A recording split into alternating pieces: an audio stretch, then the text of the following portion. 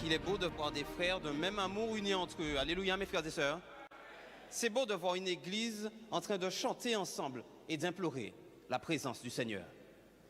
Mais avant que nous puissions passer à notre étude, nous allons une nouvelle fois, si vous le voulez bien, invoquer la présence du Saint-Esprit.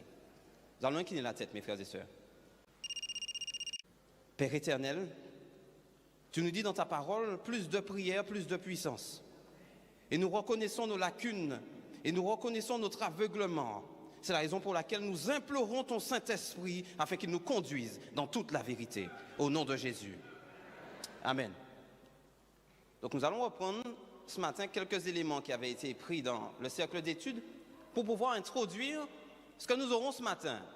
C'est vrai, je ne vais pas trop bouger, j'ai une limite entre les deux écrans. Merci. Donc, concernant le sujet que nous allons voir ce matin, il est intitulé « Imitation fermentée ». Nous allons voir qu'à travers les histoires bibliques, nous pouvons faire ressortir des enseignements liés à l'eschatologie, c'est-à-dire les événements de fin des temps. La parole de Dieu nous informe dans le livre de la Révélation qu'il y a 4 anges, symboliquement, qui sont postés aux 4 coins de la planète. Il y a combien de points cardinaux, mes frères et sœurs?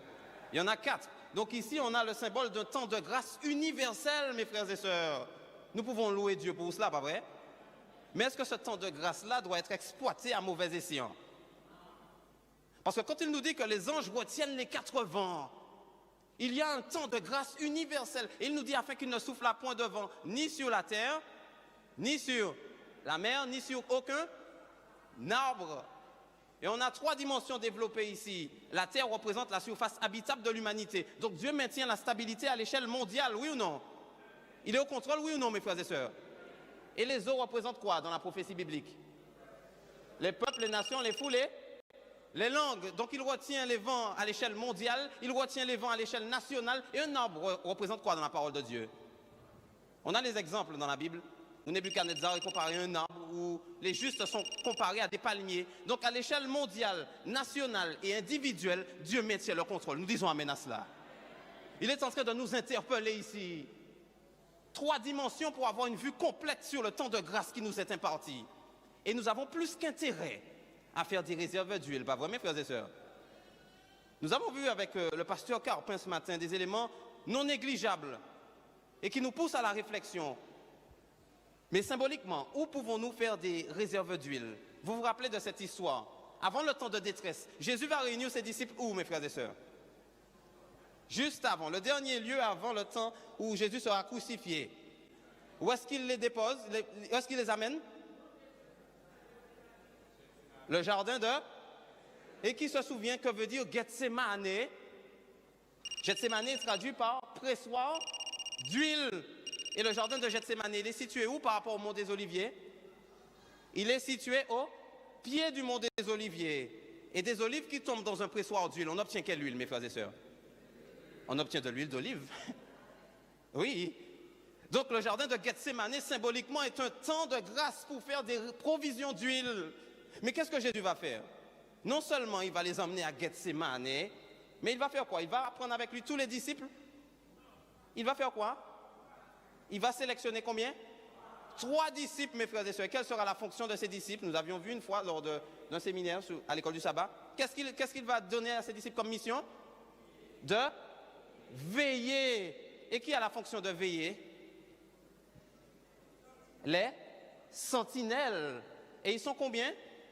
3. Y a-t-il une assemblée qui prêche le message des 3 anges, mes frères et sœurs? Et l'action de Jésus, symboliquement, représente l'assemblée qui a été sélectionnée pour veiller. Mais comment sont retrouvés ces disciples? Alors que nous allons arriver à notre sujet de ce matin. Comment sont retrouvés les disciples qui ont été sélectionnés pour veiller? Les sentinelles. Ils sont endormis. Le parallèle est fait avec le message des 3 anges et la dernière assemblée. Endormis. Indifférents à leur salut. C'est ce que veut dire le mot grec.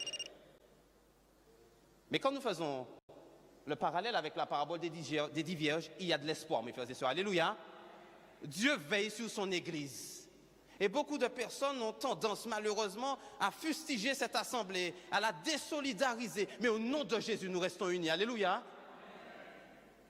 Parce qu'il y a de ceux qui vont faire des réserves d'huile et vont porter ce message de lumière au monde.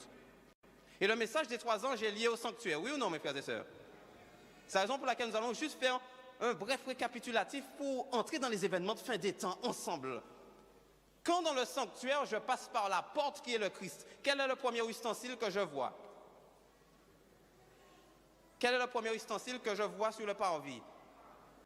L'autel des sacrifices. Et il y a combien de cornes autour de cet autel-là? Il y a 4 cornes. Donc il y a un message universel. Une corne représente quoi dans la Bible? Un roi ou une puissance. Et qu'est-ce qui devait être fait sur cet autel-là, mes frères et sœurs? Le sacrifice de quoi? De qui? Et ça préfigurait quoi, mes frères et sœurs? La venue de Jésus. Et il y a 4 dimensions développées ici. Jésus est notre créateur. Nous disons amen à cela, oui ou non? Il est celui avec qui tout a été fait, sans qui rien n'a été fait. Nous disons alléluia. Il est notre créateur. Il est notre Seigneur, parce que tout pouvoir lui a été donné, oui ou non, mes frères et sœurs? Il est notre rédempteur, parce qu'il est venu nous racheter, mais il est aussi notre intercesseur. Nous disons amen à cela. Et ce message est universel. 4 cornes. Un message qui doit être prêché aux 4 coins de la planète. Et quand j'accepte le sacrifice du Christ, quelle est la prochaine étape sur le parvis, mes frères et sœurs? Quel est le prochain ustensile? La cuve d'oblation, la cuve des reins. Et qu'est-ce qu'on faisait là, mes frères et sœurs? C'est juste pour que nous puissions nous remettre en mémoire toutes ces choses que nous connaissons. C'est le symbole de la purification. Et Jésus est venu nous donner l'exemple en faisant quoi? En passant par les eaux du baptême. Quand je reconnais que Jésus est celui qui est mort pour moi, automatiquement, je passe par les eaux du baptême. Et je dis amen à cela, mes frères et sœurs. Un témoignage public de mon appartenance. Mais est-ce que le cheminement s'arrête là? On a une structure bien particulière dans le lieu saint. Et quel ustensile qui permet de distinguer ce qu'il y a dans cet endroit? Le chandelier. Qui a dit « Je suis la lumière du monde », mes frères et sœurs? Jésus. Et qui m'aide à refléter cette lumière-là? Parce que le chandelier, il est alimenté par quoi? Par quelle huile? De l'huile d'olive.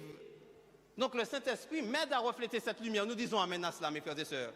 Et en face du chandelier, qu'est-ce qu'il y a? Juste en face, il y a la table des pains de proposition. L'homme ne vivra pas de pain seulement, mais de toute parole qui sort de la bouche de Dieu. Donc oui, automatiquement, quand j'accepte Jésus et je passe par les eaux du baptême, je suis éclairé par sa parole. Nous disons amen à cela, mes frères et sœurs. Et les pains représentent justement l'unité du peuple sanctifié par cette parole. Et au sommet, qu'est-ce qu'il y a comme ustensile juste avant l'Arche de l'Alliance? Le deuxième autel, qui a aussi 4 cornes, et on va y arriver dans le message de la contrefaçon du sanctuaire. Qu'est-ce qu'il y a? Ça représente quoi, cet autel-là? Et qu'est-ce qui se faisait là, mes frères et sœurs? Oui, il y avait l'encens, il y avait ces parfums odoriférants, hein? Et on comprend que cet ustensile me rappelle que je n'ai qu'un seul intercesseur, et c'est le Christ, alléluia. Il n'y a pas d'autre intercesseur. C'est le Christ seul. Et le vin babylonien tend à minimiser le sacrifice du Christ et rabaisser son intercession. Mais il y a un peuple qui prêche un message de vérité, mes frères et sœurs. Ne soyons pas détournés de ce message-là. Et qu'est-ce qu'il y a au sommet de cette structure? Le dernier ustensile qui est situé dans la dernière pièce. Lequel, mes frères et sœurs? L'Arche de l'Alliance. Et il y a une distinction entre les lois cérémonielles qui préfigurent la venue du Christ et les 10 commandements qui sont où, mes frères et sœurs? Dans l'arche. Donc, le schéma commence par la compréhension du sacrifice du Christ et se termine par la compréhension de l'importance et l'immuabilité de sa loi. Nous disons amen à cela, mes frères et sœurs. Je n'observe pas la loi pour être sauvé. Parce que je suis sauvé, je comprends qu'au bout, il faut que j'observe la loi. Alléluia, mes frères et sœurs. Et celui-là, ce n'est pas possible de moi-même de faire cela. Et je n'ai aucune gloire à en tirer. Et remarquez bien la disposition de chaque ustensile. Ça forme quoi, mes frères et sœurs? Un ustensile qui était initialement prévu pour tuer, pour dérober, égorger et détruire. Mais là où le péché a abondé, la grâce a surabondé, mes frères et sœurs. Il va utiliser les moyens de l'ennemi pour montrer que sa puissance peut tout renverser. Regardez ce message. Est-ce que ce n'est pas beau, mes frères et sœurs? Il y a de la joie. Alléluia, mes frères et sœurs. Je vois des visages radieux et rayonnants. Et on va se rendre compte que le diable n'aime pas cela. Le diable ne veut pas qu'on accepte que Jésus est le seul sacrifice. Il ne veut pas qu'on montre notre appartenance à Dieu publiquement. Il ne veut pas que nous étudions sa parole. Il ne veut pas que nous soyons orientés par son Saint-Esprit. Il ne veut pas que le Christ soit le seul intercesseur et il ne veut pas que sa loi soit dans nos esprits. Ce message est détesté par l'adversaire. Et nous allons nous pencher sur une histoire, mes frères et sœurs. Après avoir vraiment bien compris tous ces éléments, une histoire fascinante de deux sacrificateurs. Nous allons lire avec Florence le texte qui introduit cette histoire.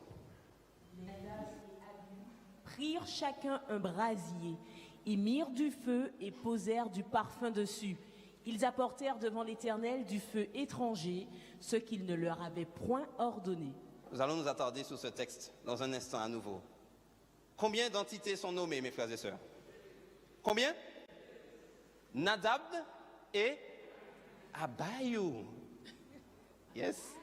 Et il y a un nom, il y a un message à travers ces deux entités. Nous allons faire un parallèle avec l'eschatologie et les événements de fin des temps. Ça nous permet de voir que cette parole n'a pas été rédigée par un homme. Nous disons amen à cela, mes frères et sœurs. Voyons la parole de Dieu autrement. Arrêtons de la lire juste comme un simple livre de belles histoires. Ce qui a été, c'est ce qui sera. Et Nadab et Abihu, ils exercent un sacerdoce, oui ou non? Ils sont au cœur même du rituel du sanctuaire. Mais qu'est-ce qu'ils font là? Et nous allons nous attendre un instant. Qu'est-ce qu'ils font? Est-ce qu'ils font quelque chose d'intéressant? Qu'est-ce qu'ils font là, mes frères et sœurs? Pardon? Notre chère sœur dit, ils sont en train de faire un sacrilège. Waouh! Nous allons voir ce qui va se passer. Qu'est-ce que le verset suivant nous dit concernant leur action? Alors le feu sortit de devant l'Éternel et les consuma. Ils moururent devant l'Éternel. Qu'est-ce qui se passe tout de suite après, mes frères et sœurs? Qu'est-ce qui se passe, mes frères et sœurs? J'ai entendu en créole. Qu'est-ce qui se passe là, mes frères et sœurs? Ils sont... Mais Dieu est quand même dur, hein? Parce que vous savez, on fait la distinction entre le Dieu de l'Ancien Testament et du Nouveau Testament. Un Dieu qui sévissait tout de suite. Et puis quand Jésus est arrivé, ce Dieu-là est devenu moins stressé. Il est devenu plus cool. Est-ce que c'est vrai, mes frères et sœurs?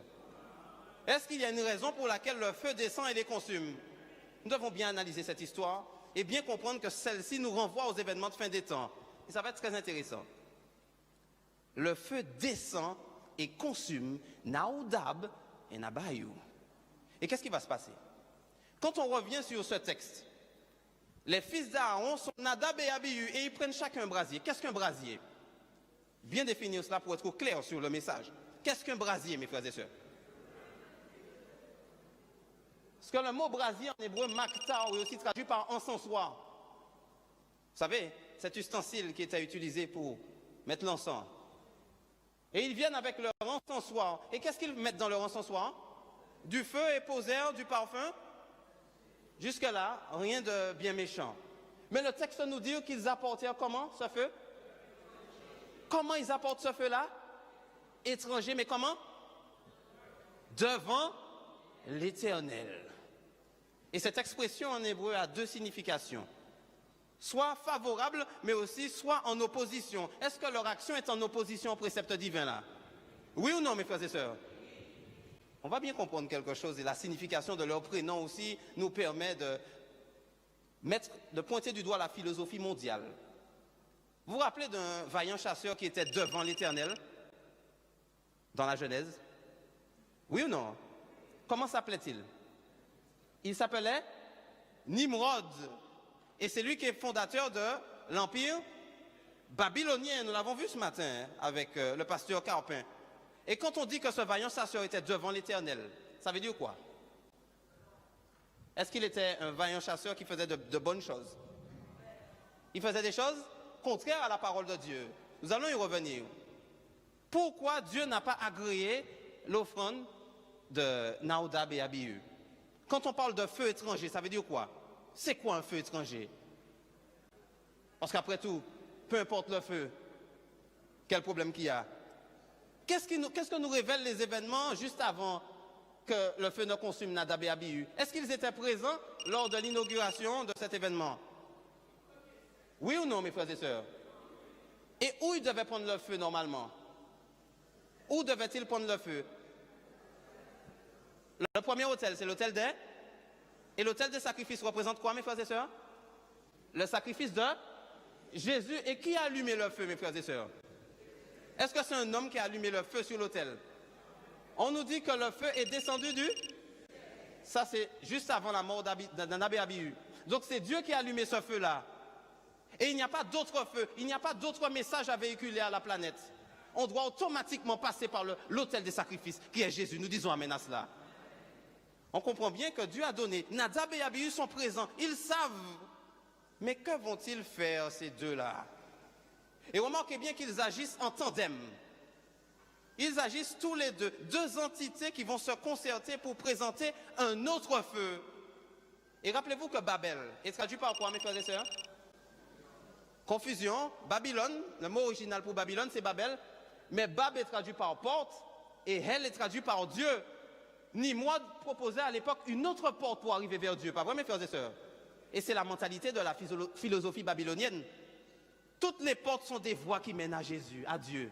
Peu importe si tu passes par Jésus, peu importe si tu passes par Bouddha, Mahomet, Krishna, Zoroastre, c'est pas un problème. Dieu, il accepte tout ça. Mais qu'est-ce qui a poussé Nadab et Abihu à apporter un autre feu? Un feu qu'ils ont conçu eux-mêmes.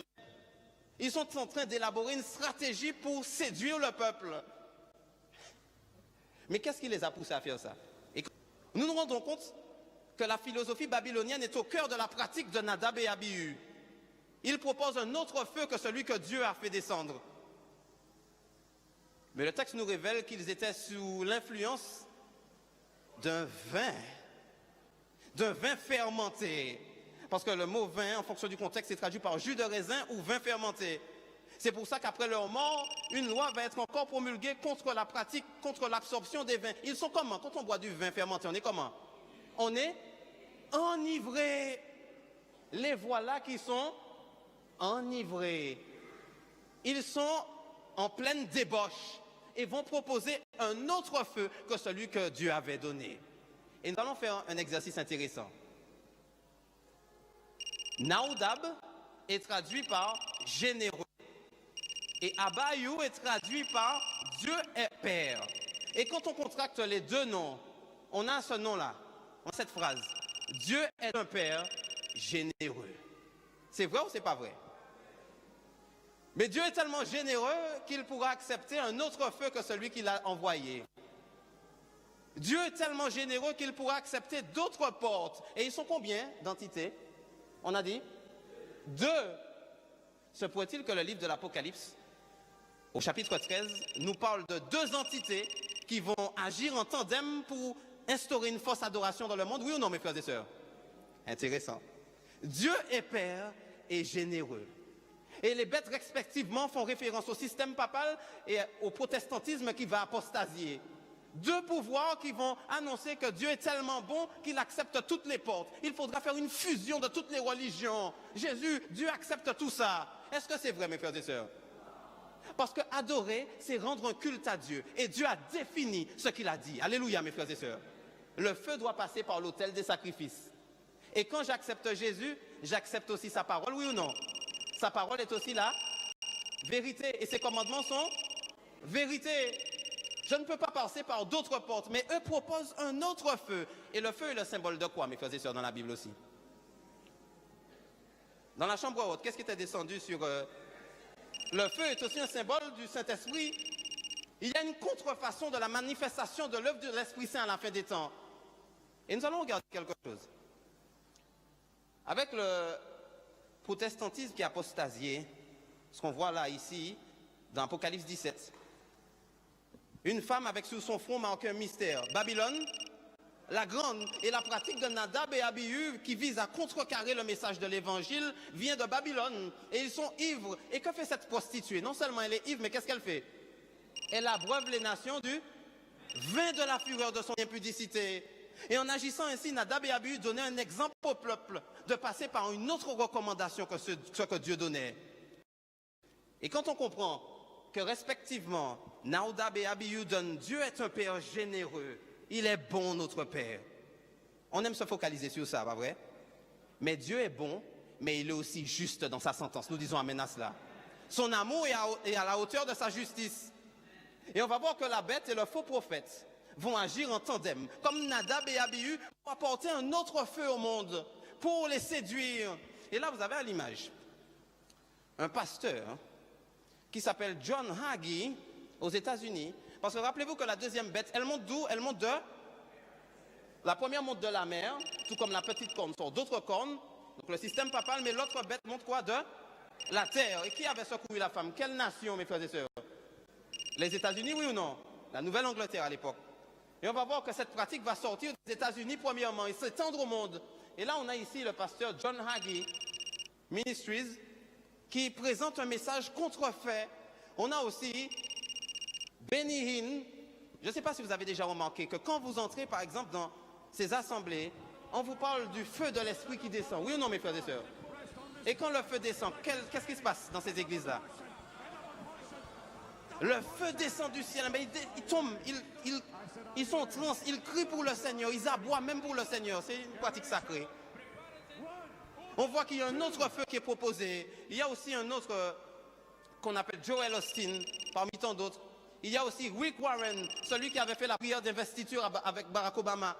Il a dit que le premier siècle a été la première réforme a été celle de la division, mais la deuxième réforme sera celle de l'unité. Quelle unité? Quelle unité, mes frères et sœurs? Mes frères et sœurs, c'est du sérieux. Et le Seigneur appelle de vrais adorateurs à l'adorer en esprit et en vérité. Nous disons amen à cela, mes frères et sœurs.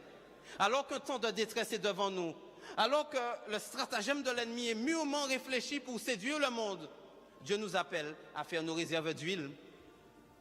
Et ne pensons pas que nous sommes forts, parce que celui qui se croit fort, qu'il prenne garde de tomber, mes frères et sœurs. Et on se rend compte que toutes ces pratiques émergent des États-Unis. Et là, vous avez un autre pasteur qui s'appelle Kenneth Copeland. Vous avez déjà entendu parler de lui? Et il est en train d'entraîner avec lui, c'est un téléévangéliste charismatique, et il est en train d'entraîner avec lui le monde protestant au retour à la maison. Formons un seul peuple, comme à Babylone, à Babel. Vous vous souvenez? Nimrod est l'artisan. Nimrod est en train de proposer une autre porte pour arriver vers Dieu et une unité en perspective. Un rassemblement, une bataille contre ceux qui gardent les commandements de Dieu. Et si nous ne prenons pas conscience que la préparation se fait maintenant, nous allons tomber, mes frères et sœurs. Rappelez-vous que Nadab et Abihu agissent ensemble, tout comme la bête et le faux prophète agissent ensemble et proposent une autre porte, un autre feu que celui que Dieu a envoyé. Et on va se rendre compte de quelque chose. Disons une citation de cette philosophie charismatique, appelée le faux prophète, dans l'Apocalypse. Lisons ce qu'ils vont dire dans le livre d'Ai Beloft, Vancy Vanderkoms. Les croyants qui observent la loi sont en esclavage et sont des immatures spirituels. Cela est dangereux pour les croyants dans la période de l'Église d'être associés à la loi. Les chrétiens qui tâchent d'observer les 10 commandements freinent l'œuvre du Saint-Esprit. Ils annulent le bénéfice de la nouvelle alliance. Mes frères et sœurs, vous avez lu ce qui est marqué là? Qu'est-ce que ça suscite en vous quand vous lisez ça? Regardez ce qui est marqué. Les croyants qui observent la loi sont comment? Mais non seulement ils sont esclaves, ils sont comment? Des immatures spirituels. Et il continue, et il dit que c'est dangereux pour les croyants dans la période de l'Église d'être associés à la loi. Et ceux qui tâchent d'observer les 10 commandements, qu'est-ce qu'ils font? Ils freinent l'action du Saint-Esprit. Un autre feu est présenté, oui ou non, mes frères et sœurs?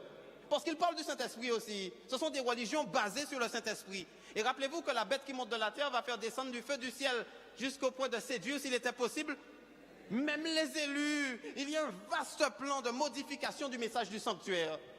Il dit que les chrétiens qui observent les commandements freinent l'œuvre du Saint-Esprit. Mais je vous pose une question, mes frères et sœurs. Quelle est l'œuvre du Saint-Esprit? Quelle est la mission du Saint-Esprit? Mais il y a un paradoxe là. Nous pouvons lire un texte, c'est pour vous montrer à quel point l'aveuglement est arrivé à son paroxysme. Et le monde boit ce vin-là. Regardez ce que le texte nous dit concernant l'action et la mission du Saint-Esprit. Mais le Consolateur, l'Esprit Saint, que le Père enverra en mon nom, vous enseignera toutes choses et vous rappellera tout ce que je vous ai dit. Qu'est-ce que nous disons à cela, mes frères et sœurs? En d'autres termes, quel est le rôle du Saint-Esprit? Le texte est marqué là. Quand il dit « il vous enseignera toutes choses », le mot grec c'est « didasko », c'est-à-dire fournir du matériel, fournir des ressources. Et qu'est-ce qu'il va faire à part enseigner? Il va faire quoi encore? Ça veut dire quoi rappeler, mes frères et sœurs? Ça veut dire quoi?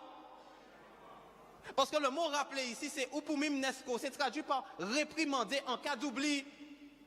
Et il va rappeler quoi? Tout ce que qui a dit, mes frères et sœurs?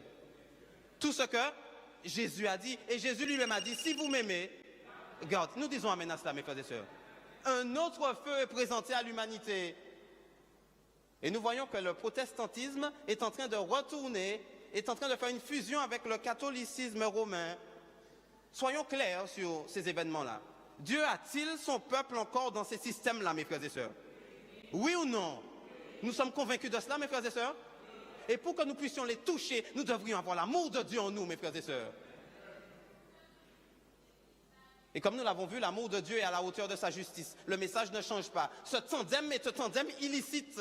Nadab et Abihu portent un message à la planète. Dieu est Père et généreux. Il acceptera certainement d'autres portes pour arriver vers lui. Mais Jésus a dit dans Jean 10, verset 7, « Je suis la porte des brebis. » Jésus a dit, « Je suis la porte des brebis. » Et nul ne vient au Père que par lui. Alléluia, ma sœur. Nul ne vient au Père que par lui. Et cette parole est une parole dure à entendre, pas vrai? Parce que quand les disciples vont entendre cela, dans Jean 6, verset 60 à Capernaum, ils vont dire, cette parole est dure, qui peut l'écouter? Même les disciples, quand Jésus dit, je suis ce pain qui descend du ciel, les disciples disent, cette parole est dure. Le mot grec, c'est scléros. C'est traduit aussi par intolérable. Et qu'est-ce que Jésus va leur répondre? Il va leur dire, la chair n'est rien. C'est quoi qui vivifie, mes frères et sœurs? C'est l'esprit qui vivifie. Nous disons amen à cela. Sans l'esprit de Dieu, nous ne pouvons pas discerner sa volonté. Nous avons plus que besoin du Saint-Esprit, mes frères et sœurs. Un autre message est en train d'être prêché à la planète.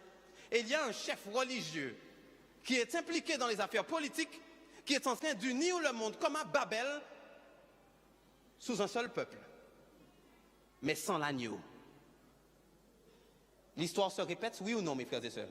N'ayons pas peur de dire cela. Nous avons des fois peur de dire certaines choses. La vérité ne se cache pas au nom de Jésus. Et que nous ne le voulions pas, si nous nous taisons, les pierres crieront. Et quand il dit pierre, le mot lithos est traduit par pierre de construction. Des personnes qui entendront ce message prendront s'il le faut notre place. Dieu n'est jamais pris au dépourvu. Ce sera avec ou sans nous, mes frères et sœurs. Ce sera avec ou sans nous. Et ne voyez pas votre serviteur ce matin. Qui suis-je, pauvre pécheur que je suis, justifié par le sang de l'agneau comme nous-mêmes? Un autre message est en train d'être présenté à la planète. Le protestantisme est en train d'apostasier. Et beaucoup se permettraient de dire que l'église que Dieu a suscitée fait aussi partie de Babylone. Mais je vous rassure, mes frères et sœurs, l'église n'est pas Babylone. Alléluia, mes frères et sœurs. L'église n'est pas Babylone. Je répète, l'église n'est pas Babylone. Parce que la fonction de l'église est d'éclairer les nations. L'église est peut-être en train d'apostasier, mais Dieu va susciter un réveil dans cette église-là, mes frères et sœurs.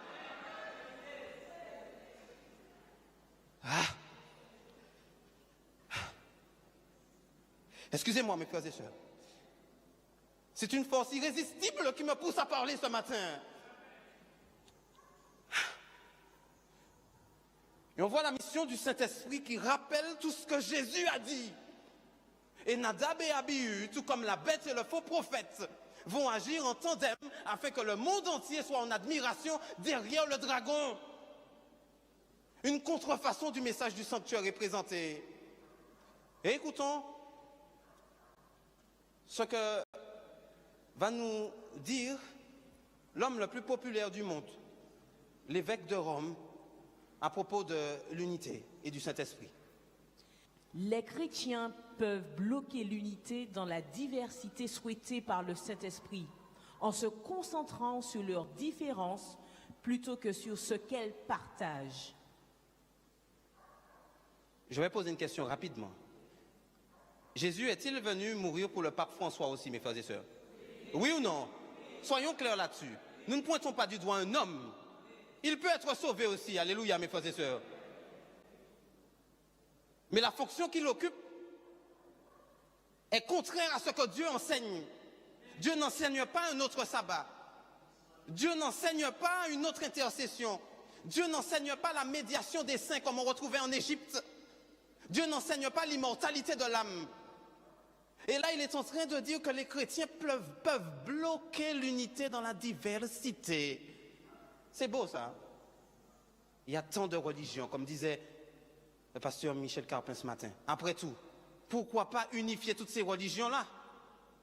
Peu importe si tu passes par une autre porte, peu importe si tu apportes un autre feu devant l'autel, c'est pas grave. Et bientôt, nous serons peut-être vus comme des dissidents, des personnes qui nuisent à la paix mondiale. Mais que notre cœur ne se trouble point. Alléluia, mes frères et sœurs. Le Seigneur est en train de nous avertir.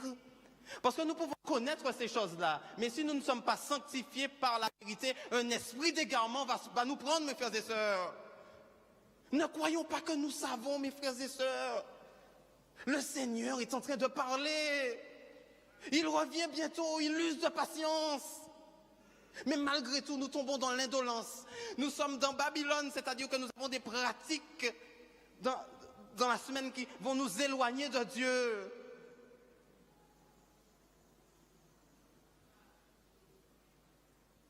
Mais le Seigneur aime son peuple, alléluia. Le Seigneur aime son peuple. Et alors que l'unité dans la diversité, parce que c'est vrai que le texte biblique parle d'unité dans la diversité, mais dans quel contexte il dit ça? Une diversité de dons, mais le même esprit. Une diversité de ministères, mais le même Seigneur, mes frères et sœurs. Et ce Seigneur a dit qu'il est le même hier, aujourd'hui, éternellement. Et nous disons amen à cela. Il reste fidèle à sa parole. Donc ces déclarations ne peuvent pas être prises en compte. Le monde est en train de s'unir autour de valeurs contraires à la parole de Dieu. Et là, vous avez à l'écran un homme qui s'appelle Ted Turner. Il a aujourd'hui 79 ans. Et pourquoi on le montre ce matin? Parce qu'il est le fondateur de la chaîne qu'on connaît aux États-Unis, CNN. Vous connaissez cette chaîne-là? C'est lui le fondateur de cette chaîne. Et en l'an 2000, il y aura une manifestation de toutes les religions qui vont passer l'une après l'autre. Et il y aura une soupe spirituelle mondiale, un culte inca, un culte bouddhiste, un culte par-ci, un culte par-là. Et regardez ce qu'il va dire à l'issue de cette cérémonie. À la place de tous ces dieux différents, peut-être n'y en a-t-il qu'un qui se manifeste de façon différente à des personnes différentes. Qu'en pensez-vous? Waouh! Mes frères et sœurs, c'est du sérieux. À travers toutes ces religions qui se sont présentées, il dit, à la place de tous ces dieux différents-là, eh bien peut-être qu'il n'y en a-t-il qu'un seul qui se manifeste de façon. Donc Dieu se manifeste partout. Ils disent que le Dieu de l'islam, c'est le même Dieu que le Dieu de la Bible. Mais l'islam me dit que Dieu n'a pas de fils. Donc ce n'est pas le même Dieu, mes frères et sœurs. Il y a des personnes sincères dans toutes les religions, mais ne disons pas que la vérité est partout. La vérité se trouve dans la parole, à travers Jésus et dans ses commandements. Et nous disons amen à cela. Ces déclarations doivent être bannies. Mais ne voyons pas les entités humaines parce que nous n'avons pas à lutter contre la chair et le sang, mes frères et sœurs. Tout cela est prévu pour mettre en lumière les pratiques qui sont sous nos yeux. Et pendant que tout cela se passe, pendant que Nadab et Abihu, pendant que la bête et le faux prophète agissent en tandem, que fait le peuple de Dieu? Rappelez-vous des disciples qui ont été sélectionnés dans le pressoir d'huile d'olive. Au lieu de bénéficier de cet endroit et de faire des réserves d'huile, qu'est-ce qu'ils font, mes frères et sœurs? Nous sommes endormis. Et pour que nous puissions marcher en nouveauté de vie, nous devrions reconnaître notre état. L'heure est venue, plus que jamais, d'être ensemble, mes frères et sœurs. L'heure est venue, plus que jamais, d'être ensemble, mes frères et sœurs. Je ne dois plus venir à l'église et me disputer avec les frères. Je n'ai pas de temps pour ça. C'est pas possible ça, mes frères et sœurs. Nous mettons Dieu comment là? Nous prenons Dieu pour notre camarade. Nous arrivons, nous sommes frustrés. C'est humain, c'est vrai. Ça m'arrive d'être frustré et j'ai un mauvais caractère. Mais Dieu change ce mauvais caractère. Je ne peux pas me complaire dans cette situation-là. Et Dieu, c'est constamment, c'est constamment qu'il était.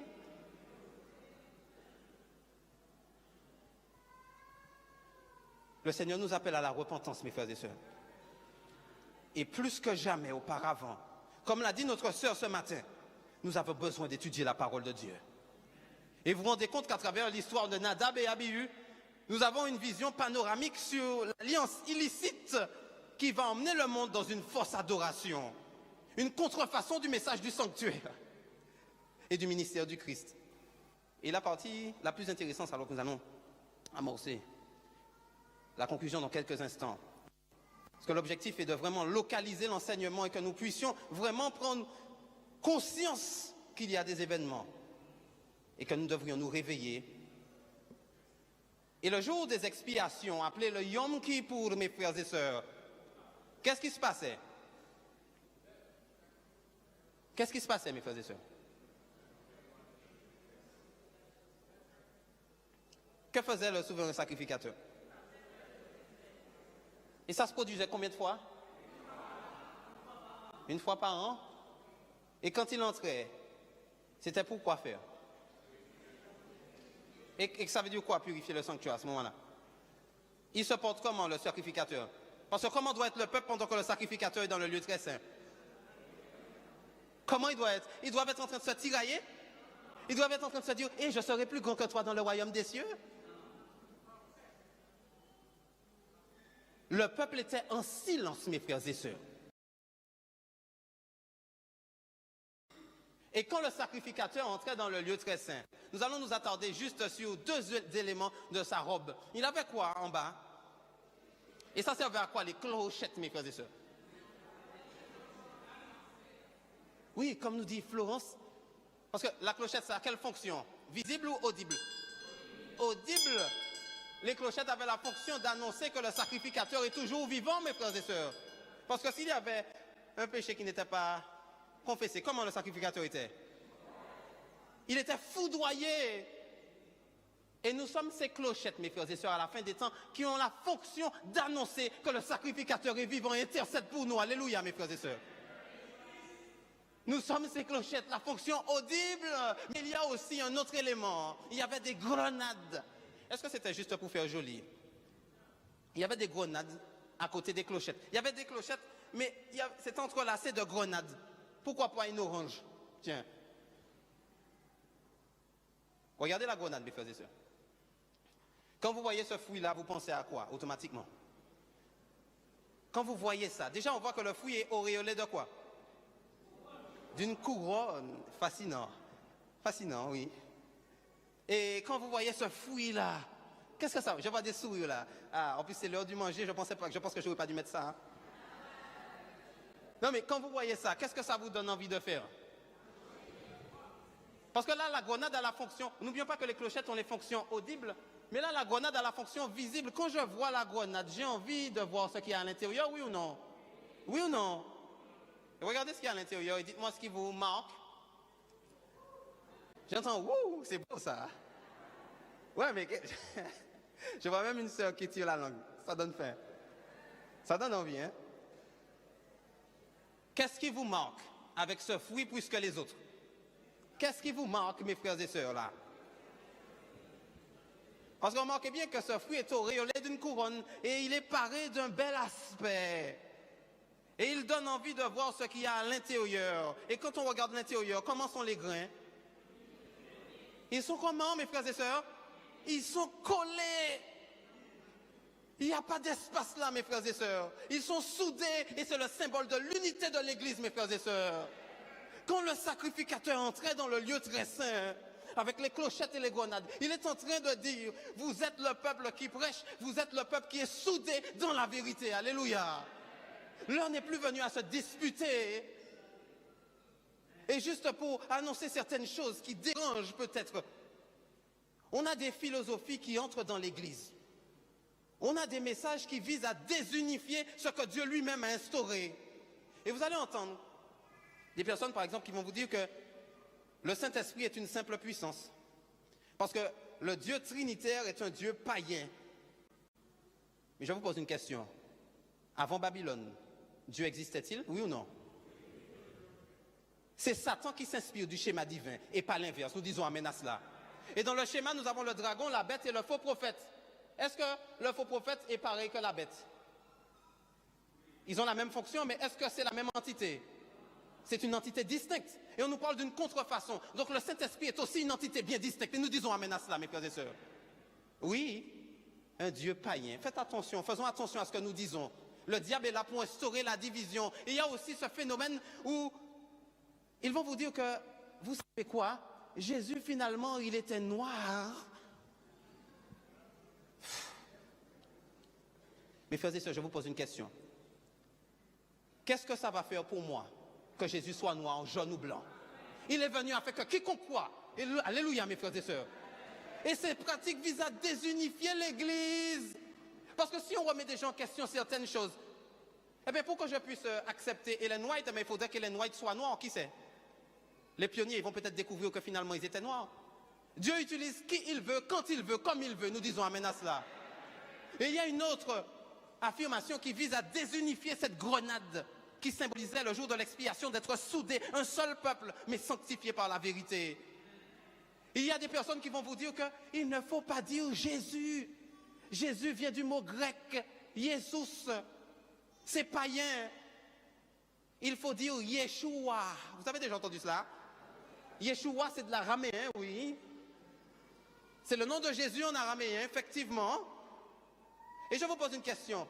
Comment on dit Matthieu en anglais, par exemple? Matthew, on a la même phonétique, oui ou non?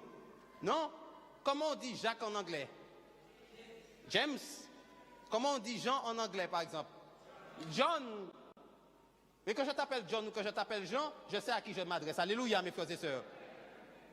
Parce que quand on dit « je suis sauvé parce que je dis Yeshua », donc je tombe dans le salut par la prononciation. Qu'est-ce que c'est que ça, mes frères et sœurs? Qu'est-ce que c'est que ces pratiques mystiques qui visent à désunifier l'Église? Quand Jésus dit « toute chose que vous demandez, faites-le en mon nom ». Le nom ici est traduit du grec « onoma » qui veut dire « rang autorité ». Nous n'adorons pas un nom, nous adorons l'agneau, mes frères et sœurs. Et nous mettons en avant sa fonction. Ne laissons pas ces choses entrer dans l'Église. Satan vise à nous désunifier pour mieux régner. Mais au nom de Jésus, cette Église est soudée. Alléluia, mes frères et sœurs. Il y a un réveil dans l'Église de Dieu. Et ça me fait plaisir de voir des enfants de Dieu réunis. Parce que Satan aussi veut réunir, pas vrai? Oui, à Babel, ils n'étaient pas unis. Mais ils étaient unis à côté d'une autre porte pour arriver vers Dieu. Et quand le monde accepte d'autres portes pour arriver vers Dieu, automatiquement, ça engendre la confusion. C'est ça le message de Babylone. Confusion. Et alors que je vais demander à Chris d'entamer le chant d'appel.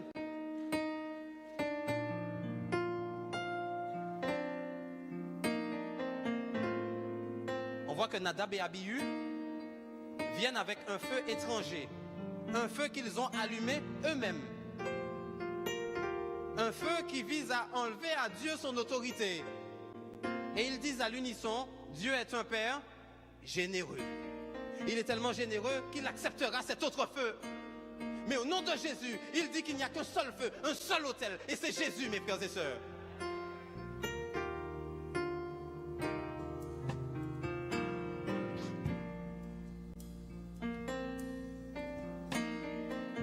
Mes frères et sœurs, le temps presse. Et nous devons nous donner totalement au Seigneur. Alléluia, mes frères et sœurs. Même si, quoi que tu aies fait, ne laisse pas le diable jouer dans ton esprit et te dire que c'est trop tard. Avec Dieu, il y a de l'espoir, mes frères et sœurs.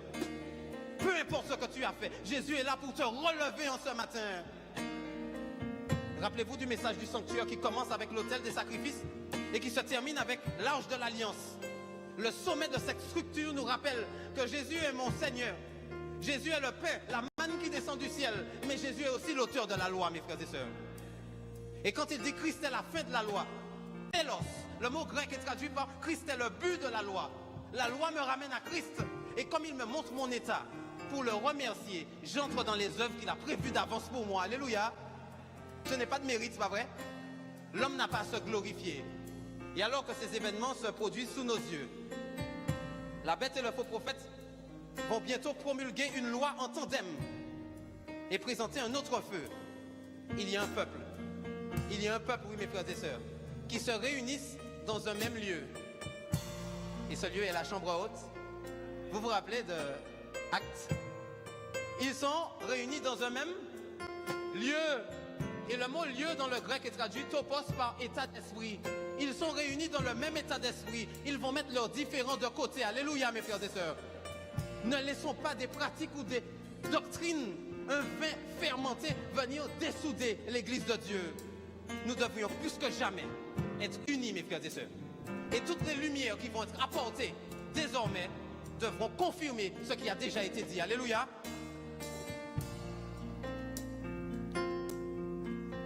Et remarquez bien que la sentence de Nadab et Abihu, ce sera quoi? Le feu descend et les consume. N'est-ce pas le même sort que vont subir la bête et le faux prophète? C'est ce que nous dit l'Apocalypse. Cette histoire est un type de la sentence de ces deux entités qui vont faire une image au dragon. Est-ce que la parole de Dieu n'est pas belle, mes frères et sœurs? Disons amen à cela, mes frères et sœurs. Dieu nous avertit à travers sa parole. Et ces histoires sont belles parce qu'elles nous permettent de faire le parallèle avec l'eschatologie. Dieu est grand, mes frères et sœurs. Dieu est grand. Alléluia, oui ma sœur. Et ce n'est pas de mon autorité que je viens là. Je viens de part de celui qui m'a envoyé, celui qui nous a envoyés, mes frères et sœurs. Que la gloire revienne à Dieu en ce matin. L'homme n'a pas à se glorifier. Que la parole de Dieu soit notre lumière. Et ne laissons pas le diable nous diviser. Et pour terminer, mes frères et sœurs, remarquez bien que le feu authentique, ce feu qui descend du ciel, ce feu qui représente le Saint-Esprit, va consumer une union, une unité sanctifiée par la vérité. Nous disons amen à cela. Pas n'importe quelle unité. Le feu va descendre. Et ils étaient comment tous d'un commun accord. Les mots grecs sont autos, pas ou motumadon. Et on retrouve ce mot-là dans le manuscrit 12 fois dans le Nouveau Testament.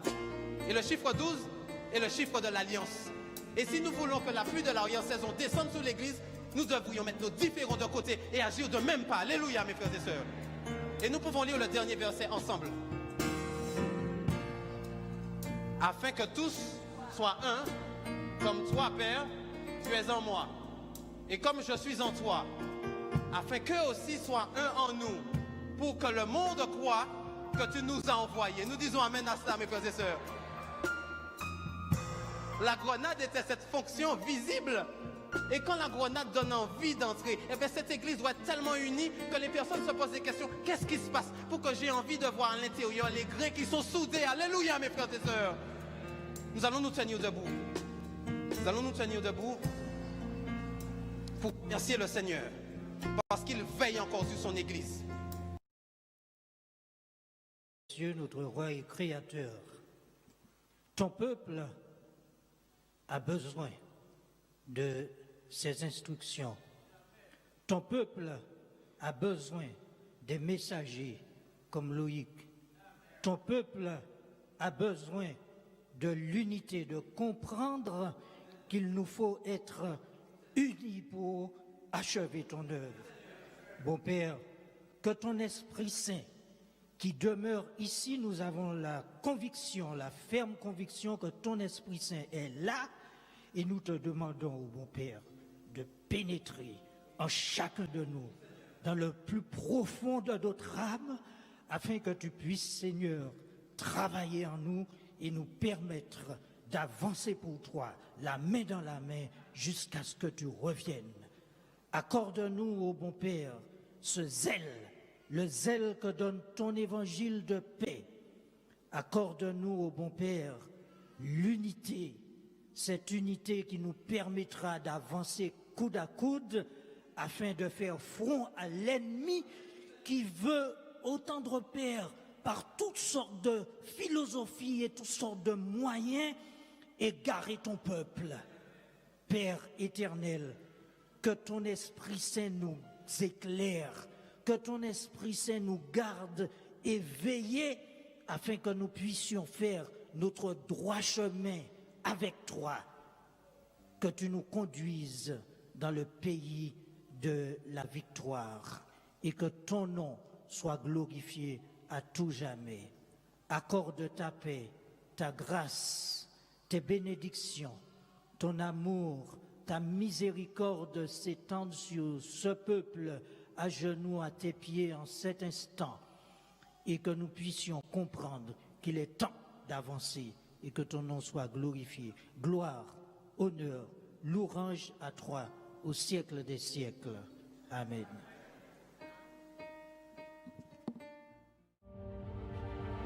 Thank you.